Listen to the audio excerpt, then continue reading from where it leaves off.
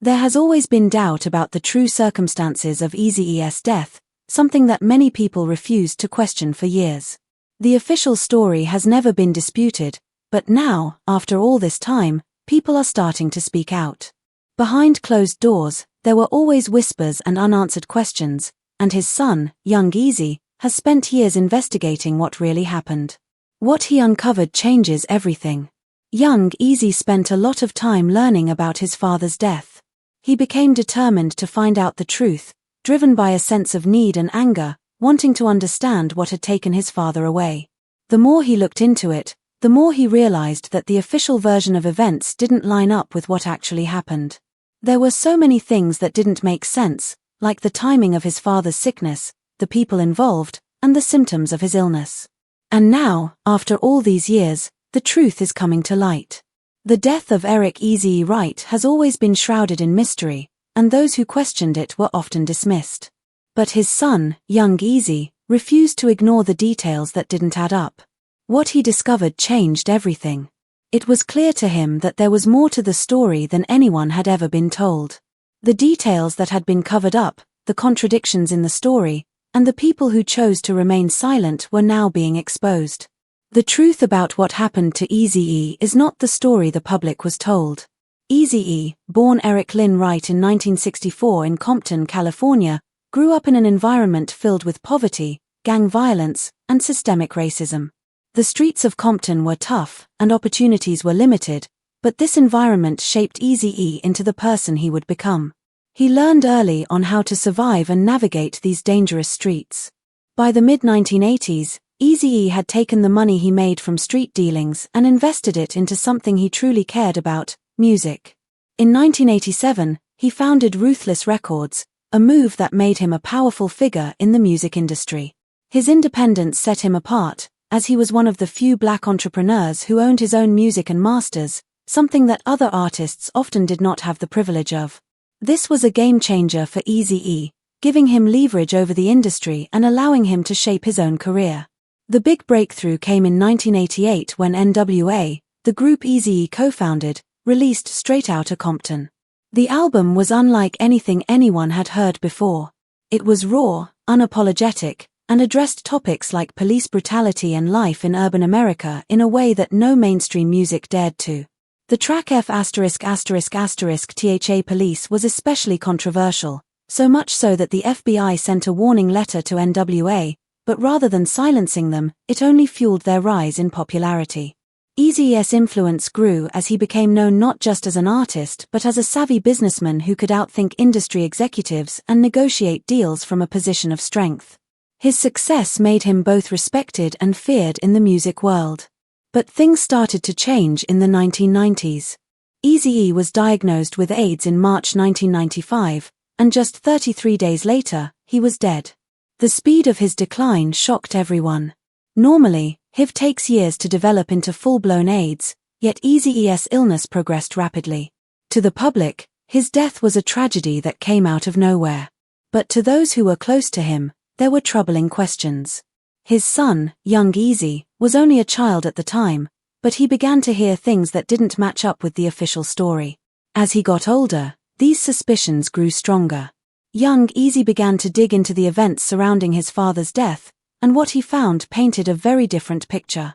From a young age, young Eazy had noticed things that didn't add up.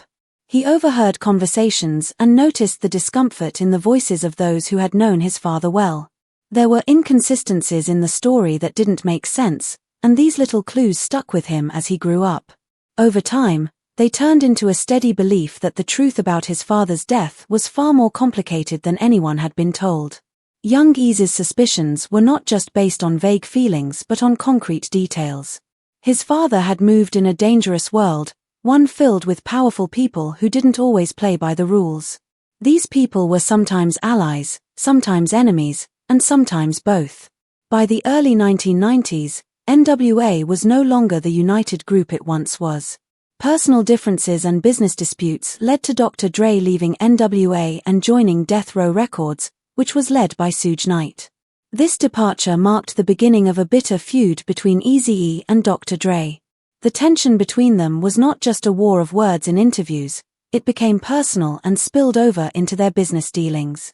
Death Row's reputation in the 1990s was tied to gang affiliations and intimidation tactics. Stories of armed bodyguards and contracts signed under duress were common, and it became known in the industry that crossing death row could be dangerous. At this time, the West Coast hip-hop scene was filled with tension. Music disputes were often backed by real-world gang conflicts, and disagreements over contracts or rights to music could quickly escalate into violence. Eazy-E, as the head of Ruthless Records, was in a unique and dangerous position. His label controlled valuable music rights, and many powerful people in the industry wanted what he had. Selling his label or part of his catalog would have brought him a fortune, but Eazy-E refused to give up control. His unwillingness to compromise made him a target in a business where leverage came from control. Young Eazy remembers how his father's business world was filled with security and a constant awareness of danger. He learned early on that the disputes his father faced were not just about money or music, they were about power, control, and survival. Some people in the industry, including powerful figures like Suge Knight, were not afraid to use force to get what they wanted, and Eazy-E's refusal to bow to their demands made him a target. The situation became even more dangerous as his father's independence made him an obstacle for those who sought to control the West Coast rap scene. In late 1994, Eazy-E attended a meeting at a studio with Suge Knight. The purpose of the meeting is unclear, but it was said to be about either a potential artist deal or ongoing disputes. The meeting was tense, and afterward, Eazy-E reportedly made comments to close friends about how unsettling it was. He didn't go into detail, but those around him could tell that it had left a lasting impression. Years later, young Eazy would look back at this meeting as a turning point. The vague remarks about the meeting, combined with other details that surfaced later, led him to wonder if this was the moment that set everything into motion. Within weeks of that meeting, Eazy-E's health began to deteriorate rapidly, and his sudden illness and swift decline left many people puzzled. In early 1995, Eazy-E's health took a drastic turn for the worse. What started as a persistent cough quickly escalated into severe symptoms, including extreme fatigue and noticeable weight loss. By February, Eazy-E's condition had become alarming. His friends were shocked at how quickly his appearance had changed. He was admitted to Cedars-Sinai Medical Center in Los Angeles, where doctors diagnosed him with AIDS. The news was a complete surprise to everyone, and the rapid progression of the disease baffled doctors. Normally, someone with HIV would show symptoms over a longer period of time, but Eazy-E's decline was shockingly fast. On March 16, 1995, Eazy-E made a public statement confirming his diagnosis and saying goodbye to his fans. In his statement, he urged people to protect themselves and expressed his love for his family and supporters. Just 10 days later, he passed away. His death was officially attributed to complications from AIDS, and it sparked an outpouring of grief from fans and fellow artists alike. The official cause of death was accepted by many, but others couldn't shake the feeling that something didn't add up. The speed of his decline, combined with the circumstances surrounding his illness, left many people questioning if there was more to the story than they were being told. The unanswered questions about Eazy-E's death remain, and young Eazy is still seeking answers. The timeline of his father's illness, the people involved, and the events that unfolded leading up to his death continue to fuel suspicion. What happened to Eazy-E may never be fully understood, but the search for the truth is far from over. In early 1995, the events surrounding Eazy-E's death raised unsettling questions that have continued to linger. For his son, young Eazy, the countdown leading to that moment was unforgettable, and from the very beginning, it never made sense to him. He firmly believed that the truth about his father's death had been hidden. But this medical mystery might have remained just another rumor, if not for a chilling moment on live television that made many start to believe something truly dark had happened. This moment was the catalyst for young Eazy, who saw it as a sign that the truth was finally being exposed. In 2003, an offhand comment made during an appearance on Jimmy Kimmel Live reignited widespread speculation about Eazy-E's death. Snoop Dogg, speaking casually about violence in the hip-hop world, said, "They got a new thing now. They inject you with HIV and that's it." His comment, which was meant to sound like a joke, was met with nervous laughter from the studio audience. But for many people, it was far from funny. The statement quickly spread online and among hip-hop circles, stirring a long-held suspicion. Those who remembered how quickly Eazy-E's illness had progressed, especially in such a short period of time, felt a deeper unease. His comment seemed to imply that HIV could be injected deliberately, accelerating the disease's rapid progression, which echoed the fears held by some close to Eazy-E. Social media was still in its infancy at the time, but online forums quickly became spaces for intense discussions, analyzing Knight's words. The interview clip spread fast, and many began debating whether it was just some provocative banter or if it was a hint at something darker. Soon, hip-hop radio shows and underground publications began referencing the interview, and the conversation grew louder. While Knight never outright admitted to any involvement in wrongdoing, his words fueled the rumors. Medical experts, when asked about the possibility of HIV being injected deliberately, stated that it was extremely rare but could cause symptoms to appear more quickly than through other transmission methods. This only deepened the suspicions surrounding Eazy-E's death. To young Eazy, hearing that comment from someone so connected to his father's world made the doubts he'd held for years feel more real than ever. He had grown up questioning the official story, and seeing this on national television felt like confirmation. However, it wasn't until 2015, after the release of the Straight Outta Compton movie, that young Eazy chose to voice his frustration publicly. The biographical drama about NWA was a huge hit, bringing the group's story to a new generation. While it was praised for its performances and vivid portrayal of the late 1980s Los Angeles, it wasn't a triumph for young Eazy. The film depicted his father's death as a simple consequence of AIDS, ignoring the mysterious timeline and the rumors surrounding his final days. The film didn't mention the business conflicts, the tensions within the group, or the suspicious circumstances that had surrounded his father's passing. To young Eazy, this felt like an oversimplification of a complex and painful time in his life. The movie reduced his father's death to just a medical issue, erasing the questions that had always lingered for his family and close friends. As the film gained popularity, the public began to accept the narrative that Eazy-E's death was simply a health tragedy, which only added to young Eazy's frustration. Shortly after the film's release, young Eazy went public with his anger.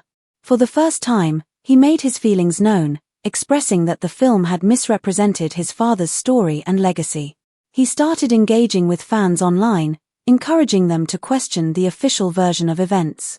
His message was clear: the film had erased important details, and he wanted people to know the full truth about his father's life and death. His frustration grew as he saw how the film portrayed the hip-hop industry, which had profoundly affected his family. The movie ignored the darker realities of the music business in the 1990s, including the intimidation and unresolved tensions that had shaped his father's final days. For young Eazy, the film not only misrepresented his father's death but also overlooked the dangerous world in which his family lived. It was a portrayal that felt incomplete and unjust. By the time Straight Outta Compton had left theaters, young Eazy's private doubts had turned into public anger and determination. He felt compelled to speak out, and in a surprising move, he took to Instagram to share a powerful message. His post left no room for interpretation. "I've been known my pops was killed. They never respected him in life or death." He also suggested that he believed Snoop Dogg was involved, referencing his father's encounter with Knight before his sudden illness and the disturbing interview where Knight spoke about HIV injections. It wasn't just a conspiracy anymore, young Eazy declared. For him, it was the truth. That post sparked a wave of discussion online. Hip-hop forums, fan pages, and blogs began to dissect old interviews, news clips, and timelines to support young Eazy's claims. Some people in the medical community began discussing the progression of HIV and AIDS in relation to Eazy-E's illness, and theories about the cause of his death continued to grow. Many speculated that Eazy-E had been silenced because of business conflicts, while others pointed to the intersection of gang influence and the music industry in Los Angeles. These theories ranged from the plausible to the outlandish, but they all agreed on one thing: Eazy-E's death was not a simple, natural event. Young Eazy knew that by speaking out, he was opening a new chapter in his family's history. He understood that many would criticize him for raising old wounds, but he felt that staying silent would be a betrayal of his father's legacy. Despite the lack of concrete evidence to prove his claims, young Eazy stood firm. He said that his decision to speak out was not just about clearing his father's name, but also about making sure his father's legacy was properly remembered. He didn't want the truth about Eazy-E's life and death to be buried in the stories that were being told without question. The issue wasn't just about how his father had died, it was also about the story of his life, his career, and the empire he left behind. After Eazy-E's death in 1995, his business empire was quickly taken over by his wife, Tomika Woods Wright. The couple had been married for just 12 days before his passing, and she was named the executor of his estate, which gave her control of Ruthless Records and everything related to it. This quick transfer of power caused friction in the family, especially with Eazy-E's older children, who felt left out of the decision-making process. There was no will, no clear instructions from Eazy-E about how to divide his assets, and the decisions were made rapidly, with little regard for his children's input. Legal battles soon followed, with lawsuits over trademark use and documentaries being produced to shed light on what many felt was a hidden truth. One of his daughters, Eazy-E Wright, worked on a project titled A Ruthless Scandal, No More Lies, which explored what she believed were the secrets surrounding her father's death and how his estate was handled. She raised questions about withheld medical information, rushed contracts, and the secrecy surrounding her father's illness. Though much of what was said remained unproven, it added to the growing narrative that Eazy-E was not just taken from his family too soon but also silenced both financially and legally before he could fully pass on his legacy. This created emotional pain for young Eazy and his siblings, who felt not only grief but also confusion and division. There was no closure, no clear goodbye, and no acknowledgement of what Eazy-E had built. The battle for his empire had begun even before his body was cold. His children were locked out, and his business interests were quickly taken over by those who didn't know or understand his life in the same way. As the years went on, it became clear that the legacy Eazy-E had created had been fractured, with his children often feeling like outsiders in the story of his success. At the heart of it all, young Eazy and his siblings were left with more than just the loss of their father. They were left with unanswered questions, and those questions continue to haunt them to this day. The story of Eazy-E's death, and the empire he built, remains incomplete, an unfinished chapter in both his family's history and the history of hip-hop itself. Now, young Eazy continues his fight for the truth, not just for his father's legacy but for the memory of a man who changed the world with his music and his voice. What do you think? Was Eazy-E's death a natural tragedy, or was there something more to it? Let us know what you think.